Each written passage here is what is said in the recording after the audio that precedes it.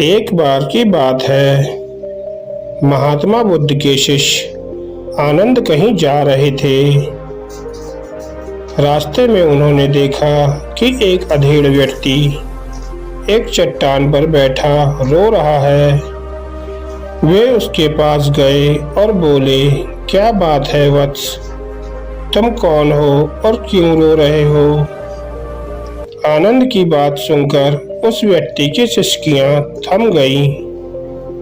वह अपने आंसू पोंछता हुआ बोला, मैं पास के गांव का रहने वाला एक बदनसीब व्यापारी हूँ। मैं जो भी काम करता हूँ वह बिगड़ जाता है। व्यापार के चक्कर में मैंने अपनी पत्नी के गहने गंवा दिए। मैंने अपने परिवार को भी खो दिया। यहाँ तक कि मेरा घर भी गिरवी पड़ा है। मुझे तो लगता है कि मैं किसी काम का नहीं हूँ। मेरी किस्मत ही खराब है। उसकी बात सुनकर आनंद बोले, तुमसे किसने कहा वत्स कि तुम्हारी किस्मत खराब है? जरा मैं भी तो जानूं कि तुम्हारी किस्मत में क्या खराबी है। वह व्यक्ति बोला, पहले मैं खेती करता था, पर हर साल उसमें घाटा होता था। कभी सूखा पड़ जाता तो कभी ज्यादा बारिश के कारण फसल बर्बाद हो जाती। इससे परेशान होकर मैंने व्यापार करने का निश्चय किया। मैंने पत्नी के गहने बेचकर अपना व्यापार शुरू किया, लेकिन मेरा व्यापार नहीं चला। शुरू में परिवार वालों ने मेरा साथ दिया, लेकिन जैसे जैसे मुझे नुकसान होने लगा, मेरे परिवार वाले भी मुझसे दूर हो गए। मैं यह सब उनके लिए ही कर रहा था, लेकिन अब वे मुझे देखकर नजरें फेर लेते हैं और मुझे ही मेरे परिवार की दुर्दशा का जिम्मेदार ठहराते हैं। उस व्यक्ति ने एक लंबी सांस ली और फिर बोला, मेरा एक मित्र है, उसने भी मेरे साथ अपना व्यापार शुरू किया था। उसका व्यापार अच्छा चल रहा है। वह जब भी मेरे घर आता है तो अपनी सफलता की कहानियां सुनाता है। उसकी बातें सुनकर मेरे घर वाले भी कहते हैं कि उसे देख और कुछ सीख। हमें तो लगता है कि तेरे बस का कुछ भी नहीं है। उन लोगों की बातें सुनकर अब तो मुझे भी लगने लगा है कि शायद मेरे बस का कुछ भी नहीं है। अब तो मुझे अपना जीवन ही व्यर्थ लगने लगा है। मेरे मन में ख्याल आता है कि अपना जीवन समाप्त कर लूं। मैं यहाँ आया भी इसी इरादे से था, लेकिन हिम्मत नहीं कर पाया, इसलिए यहाँ एकांत में बैठा विलाप कर रहा था। आनंद बोले, ओह, तो ये बात है। वैसे क्या तुम इसके अलावा कुछ और भी कहना चाहते हो? उनकी बात सुनकर वह व्यक्ति बोला, एक ओर मेरा हर काम खराब हो जाता है, दूसरी ओर मेरा मित्र है जो हर समय मुझे नीचा दिखाने का प्रयत्न करता रहता है। मुझे समझ में नहीं आता है कि मैं क्या करूं। आनंद बोले, क्या तुम अपने मित्र की बातें सुनकर दुखी हो जाते हो? वह व्यक्ति बोला, हाँ, मैं उसकी बातें सुनकर स्वयं दुखी हो जाता हूँ। उस व्यक्ति ने जवाब दिया। आनंद ने पूछा, तुम्हें किस बात का दुख होता है? अपने असफल होने का या फिर मित्र के सफल होने का? उसका सवाल सुनकर वह व्यक्ति एक पल के लिए सोच में पड़ गया। फिर वह बोला, अगर सच कहूँ तो मुझे अपने असफल होने का उतना दुख नहीं होता है जितना कि मित्र के सफल होने का होता है। अर्थात यदि तुम्हारा मित्र असफल हो जाए तो तुम्हें खुशी होगी? आनंद ने प्रश्न किया। वह व्यक्ति बोला, हाँ, मुझे बहुत खुशी होगी। इसका मतलब है कि तुम्हारी खुशी तुम्हारे मित्र पर निर्भर है। आनंद बोले, अगर वह चाहे तो तुम्हें खुश कर सकता है और अगर वह चाहे तो तुम्हें दुखी कर सकता है। तुम स्वयं से ना तो खुश हो सकते हो और ना ही दुखी हो सकते हो, अर्थात तुम अपने मित्र के गुलाम हो गए हो, इसलिए तुम्हारा कुछ नहीं हो सकता। ऐसा ना कहे महात्मन, उस व्यक्ति ने हाथ जोड़ दिए। आपकी बातें सुनकर मुझे कुछ आशा बंध रही है। आनंद बोले, जब हम किसी से आशा बांध लेते हैं तो उस पर निर्भर हो जाते हैं। ऐसे में हमारी खुशी और दुख भी उस पर निर्भर करने लगता है। इससे बेहतर है कि तुम अपने आप से आशा बांधो। जब तुम ऐसा करोगे तो साथ ही पूरे जतन से काम करोगे तो तुम्हें सफलता अवश्य प्राप्त होगी। कहते हुए आनंद ने एक पल के लिए उस व्यक्ति की ओर देखा, फिर अपनी बात आगे बढ़ाई। तुम्हें लगता है कि तुम्हारा मित्र तुम्हें दुखी करने आता है, पर अगर विचार करो तो वह बातें तो सच्ची ही कहता है।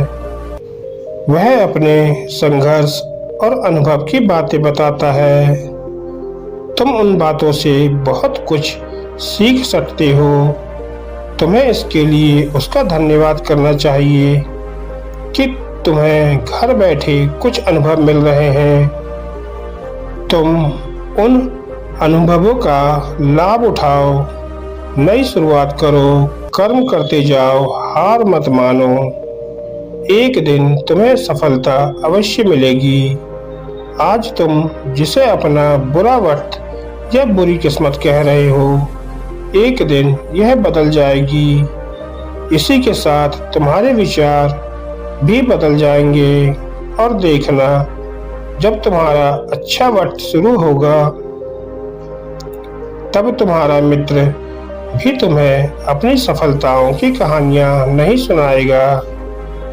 तब वह अपनी असफलताओं की बातें बताएगा ताकि तुम उसकी बातें सुनकर भ्रमित हो जाओ, तुम्हारा आत्मविश्वास हिल जाए और तुम गलत निर्णय ले सको।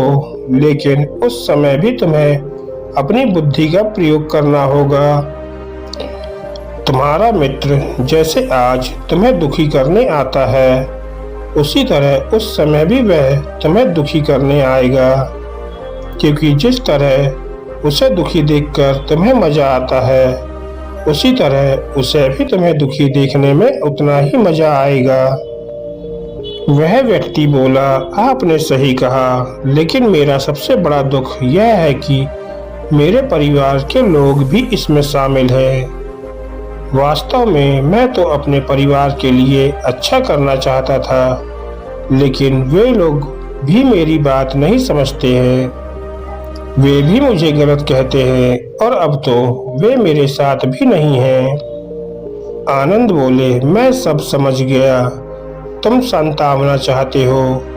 वास्तव में इस दुनिया में सभी लोग संतावना ही चाहते हैं। हम चाहते हैं कि हम जब भी कुछ करें तो लोग हमारी प्रशंसा करें, लेकिन आमतौर से ऐसा नहीं होता है, इसलिए हम दुखी हो जाते हैं। हमें लगता है कि हमारे मित्र, परिवार वाले सब मतलबी हैं, लेकिन तुम अगर किसी को अपना परिवार मानते हो और उसके लिए कुछ करना भी चाहते हो, तो तुम्हें ऐसा क्यों लगता है कि तुम दूसरों के लिए कुछ कर रहे हो? वास्तव में तुम अपनी खुशी के लिए कर रहे हो। इसलिए परिवार के लिए कुछ करना वास्तव में अपने लिए ही करना होता है। लेकिन अगर ऐसा करते समय तुम्हें लगता है कि तुम दूसरों के लिए कर रहे हो, तो तुम दुखी रहोगे। और अगर तुम्हें लगता है कि तुम अपने लिए कर रहे हो, तो तुम खुश रहोगे, क्योंकि जब तुम अपने लिए कुछ अच्छा करते हो या करना चाहते हो तब तुम्हें संतावना की जरूरत नहीं पड़ती है। आनंद की बातें सुनकर उस व्यक्ति के चेहरे के भाव बदल गए। वह बोला, आप सही कह रहे हैं, मैं समझ गया हूँ। अब तक मेरी किस्मत खराब इसलिए थी क्योंकि वह दूसरों के हाथ में थी। अब मैं अपनी किस्मत को अपने हाथ में रखूंगा। मैं फिर से प्रयत्न करूंगा, पूरे मन से काम करूंगा और जब तक सफलता नहीं मिल जाती चैन से नहीं बैठूंगा। उस व्यक्ति की बात सुनकर आनंद मुस्कुराए और उसे एक छोटी सी डिबिया देते हुए बोले, इस डिबिया को हमेशा अपने पास रखना।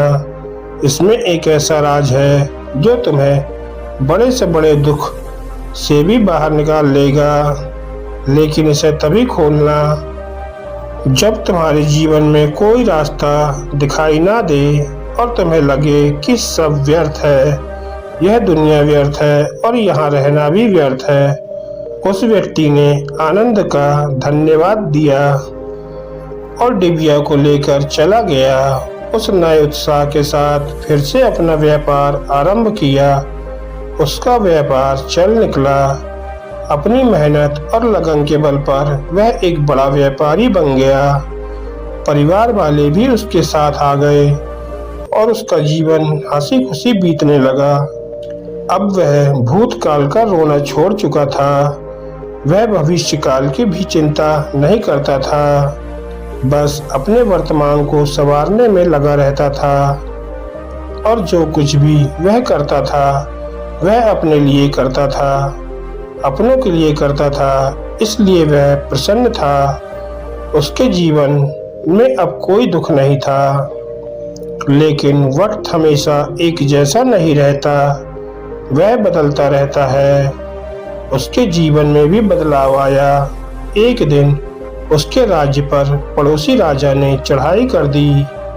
उसने इस राज्य पर अपना कब्जा कर लिया। उसके सैनिकों ने चारों ओर लूटमार मचा दी।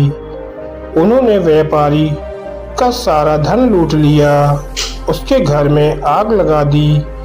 जान बचाने के लिए उसे अपने परिवार के साथ वहां से भागना पड़ा। वह व्यक्ति अपने परिवार के साथ कई दिनों तक इधर उधर भटकता रहा। वह दाने दाने को मोहताज हो गया। उसका बच्चा बीमार हो गया। इलाज के अभाव में वह तड़पने लगा। यह देखकर उसका हृदय चित्कार कर उठा। वह कैसे अपने बच्चे का इलाज कराए? उसके पास तो खाने के लिए भी पैसे नहीं थे।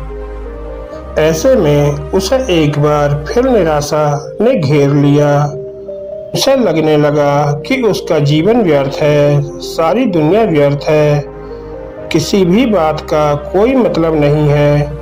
भले ही आप जीवन में कितना भी कुछ कर लो, कितनी भी सफलता हासिल कर लो, पर अंततः यह जीवन समाप्त ही होता है। तो फिर ऐसे में जीवित रहने का क्या फायदा? इससे तो अच्छा है कि वह अपना जीवन समाप्त कर ले। लेकिन तभी उसके दिमाग में आनंद की दी हुई डिबिया कौंध उठी। उसने उत्सुकता के साथ उसे खोला। डिबिया के भीतर एक पर्ची रखी हुई थी। पर्ची पर कुछ लिखा हुआ था। उसे पढ़कर उसकी आंखों के आगे छाया निराशा का अंधेरा छट गया और वह मुस्कुरा पड़ा। पर्ची पर लिखा हुआ था, यह समय भी बीत जाएगा। उसने डिबिया को अपनी मुट्ठी में भींच लिया और एक नई शुरुआत के लिए उठ खड़ा हुआ। दोस्तों, अगर आप भी ऐसी ही परिस्थिति से गुजर रहे हैं तो निराश ना हो। अपने अतीत पर शोक मत करें, ना ही भविष्य की चिंता करें। अपने वर्तमान को जिए और उसे बेहतर बनाने के लिए सच्चे मन से प्रयत्न करें। यकीन जानें, जल्दी ही आपकी किस्मत भी बदलने वाली है।